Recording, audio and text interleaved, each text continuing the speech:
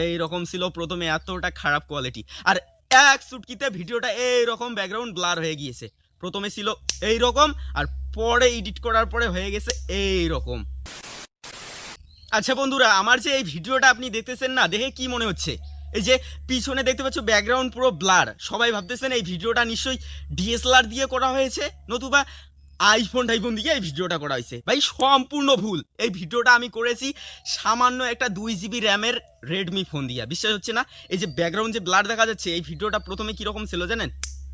এই রকম ছিল প্রথমে, এতটা খারাপ কোয়ালিটি। আর এক চুটকিতে ভিডিওটা এই রকম ব্যাকগ্রাউন্ড ব্লার হয়ে গিয়েছে। প্রথমে ছিল এই রকম, আর পরে এডিট করার পরে হয়ে গেছে এই রকম। এটা চুটকির খেল না তো, কিন্তু এটা এডিটিং এর খেল। তো কিভাবে তোমরা তোমাদের নর্মাল ভিডিওকে এত সুন্দর স্মুথলি আর কি ব্যাকগ্রাউন্ড ব্লার করতে পারবে এবং ভালো কোয়ালিটিতে পরিণত করতে পারবে, সেই নিয়মটা বা প্রসেসটা, সেই টিউটোরিয়ালটাই আজকে তোমাদের শেয়ার করব। সো ভিডিওটা খুবই ইন্টারেস্টিং এবং একটা ইম্পর্টেন্ট ভিডিও হতে চলেছে। সো ভিডিওটা স্কিপ না করে কন্টিনিউ দেখতে থাকো। এডিট করার জন্য আমাদের সাধারণত দুইটি অ্যাপসের প্রয়োজন হবে। প্রথমটার নাম ক্যাপকাট। তোমরা গুগল ক্রোম ব্রাউজার থেকে ক্যাপকাট অ্যাপ্লিকেশনটি ডাউনলোড করে ইনস্টল করবে, দেন যে কোনো একটা ভিপিএন প্লে স্টোর থেকে ডাউনলোড করবে। আমি একটা ফার্স্ট ভিপিএন প্লে স্টোর থেকে ডাউনলোড করার পর ভিপিএন কানেক্ট করলাম, কারণ ভিপিএন ছাড়া ক্যাপকাট চলবে না। ভিপিএন কানেক্ট করার পর দেন আমি চলে আসলাম ক্যাপকাটের মধ্যে এবং আমার সেই কাঙ্ক্ষিত ভিডিওটিকে আমি সিলেক্ট করলাম। এবং শেষের দিকে আসলে দেখতে পারবে যে ক্যাপকাটের লোগোটি, এই লোগো এখানে ক্লিক করে তোমরা এখানে ডিলেটে ক্লিক করে দিবে, তাহলে লোগোটি, শেষের দিকের লোগোটি ডিলিট হয়ে যাবে। দেন ভিডিও অপশানে এখানে ভিডিও লেয়ারটাতে ক্লিক করার পর একটু স্ক্রল করে নিচে আসবে, এদিকে অ্যাডজাস্টে ক্লিক করবে। অ্যাডজাস্টে ক্লিক করার পর এখানে ব্রাইটনেসটাকে একটু বাড়িয়ে দিবে। আমি 10 করে দিলাম। স্যাচুরেশনে আসার পর এখানে স্যাচুরেশনটাকে 20 করে দিলাম। শার্পেনটাকে একটু বাড়িয়ে দিলাম, 20 করে দিলাম। তোমাদের ভিডিও অনুসারে তোমরা এটা অ্যাডজাস্ট করে নেবে। তো আমি হাইলাইটটাকেও একটু বাড়িয়ে নিলাম এবং শ্যাডোটাকেও একটু বাড়িয়ে নিলাম। এরপরে তোমরা এখানে টেম্পারেচার পেয়ে যাবে, টেম্পারেচারটাকেও একটু আমি মাইনাস করে দিলাম। দেন এইদিকে একটু ব্যাক চলে আসবে, ব্যাক চলে আসার পরে HSL এখানে আসার পর কালার গ্রেডিং হবে। এখানে তোমরা যে কালারে ওখানে ক্লিক করবে এবং কালারগুলোকে একটু ভিডিও অনুসারে হালকা হালকা করে বাড়িয়ে দিবে। এবং মেন হচ্ছে এখানে হলুদ কালারে চলে এসেছি। হলুদ কালারটাকে যদি বাড়িয়ে দাও স্যাচুরেশন, তাহলে কিন্তু তোমাদের ভিডিওর হচ্ছে কালারটাও একটু ডিপ হবে আর কি, ভালো দেখা যাবে অ্যাকচুয়ালি।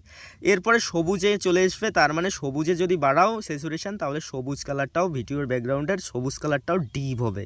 সো আমি সবুজেও এসে সব কিছু বাড়িয়ে দিতেছি। তারপরে হচ্ছে তোমরা তারপরে পরের কালারটিতেও চলে আসবে। এইভাবে প্রতিটা কালারে আসতে হবে এবং স্যাচুরেশন এবং আর কি যে লাইটনেসগুলো এগুলো একটু করে বাড়িয়ে দিবে। দেন এই ভিডিওটাতে ক্লিক করবে, ক্লিক করার পরে এইদিকে একটু স্ক্রল করে সাইটে আসবে, তারপরে এখানে একটা অপশন পেয়ে যাবে ডুপ্লিকেট।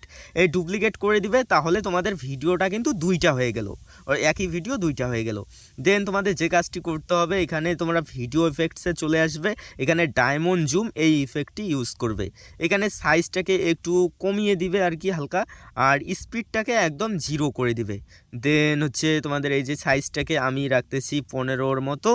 তারপরে হচ্ছে এই যে ইফেক্টটা ইউজ করলে এটা প্রথম যে তোমাদের দুইটা ভাগ হয়েছে ভিডিওটা, প্রথম ভিডিওটাতেই রাখবে, প্রথম ভাগটাতেই রাখবে। রাখার পর তোমাদের আরেকটি ইফেক্ট ইউজ করতে হবে, ব্লার সার্চ করবে। ব্লার সার্চ করার পর এই যে দেখতে পাচ্ছ ব্লার ইফেক্ট, এই ব্লার ইফেক্টটাকেও তোমরা ইউজ করবে। ইউজ করার পরে লেয়ারটাকে একটু টেনে বড় করে দিবে এবং ব্লারটাকে আমি 15-র মতো করে দিতেছি। হ্যাঁ, তো 15-র মতো করে দেওয়ার পর এখানে টিক চিহ্ন আছে, টিক দিয়ে দিলাম। এবং পরবর্তী এখন যে লেয়ারটা আছে ডুপ্লিকেট করেছিলাম, এইটাতে এখানে তোমরা সাউন্ডটাকে কিন্তু নাই করে দিবে, পরের সাউন্ডটা। এইখানে পরের লেয়ারটার সাউন্ডটা নাই করে দেওয়ার পর এখানে ব্যাক এই দিকে একটু আসলে দেখতে পারবে একটা অপশান ওভারলেতে ক্লিক করে দিবে, দিয়ে টেনে ধরে নিচে নিয়ে আসবে এই যে ওই ডুপ্লিকেট লেয়ারটাকে। এবং এখানে ক্লিক করার পর এই নিচের লেয়ারটাতেই একটা অপশান পেয়ে যাবে রিমুভ ব্যাকগ্রাউন্ড। এইখানে তারপরে হচ্ছে তোমরা ব্যাকগ্রাউন্ডটাকে রিমুভ করে দিবে। রিমুভে ক্লিক করার পর একটু পরেই কিছুক্ষণের মধ্যেই কিন্তু তোমাদের যে ভিডিওর যে ব্যাকগ্রাউন্ডটা, সেই ব্যাকগ্রাউন্ডটা খুব সহজেই কিন্তু আর কি রিমুভ হয়ে যাবে। অনেকটা কোয়ালিটিও অনেকটাই কিন্তু ভালো হয় খুব সহজেই। তারপরে এখানে কিন্তু ব্যাকগ্রাউন্ডটা ব্লার হয়ে যাবে। ব্লার হয়ে যাওয়ার পর এখানে দেখতে পাচ্ছ ব্যাকগ্রাউন্ড রিমুভড, এটা হয়ে গিয়েছে।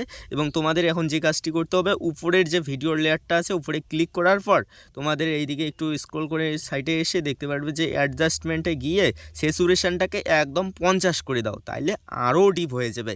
আর নিচের লেয়ারটাতে ক্লিক করো, এবার নিচের লেয়ারটাতে ক্লিক করার পরও একই কাজ করো, যাও হয় অ্যাডজাস্টমেন্টে এবং স্যাচুরেশনটাকে হালকা করে আরও একটু বাড়িয়ে দাও। আমি দিলাম 25-এর মতো এবং টিক দিয়ে দিলাম। এখন তোমরা দেখতে পাচ্ছ ভিডিওর ব্যাকগ্রাউন্ডটাও কিন্তু ব্লার হয়ে গিয়েছে।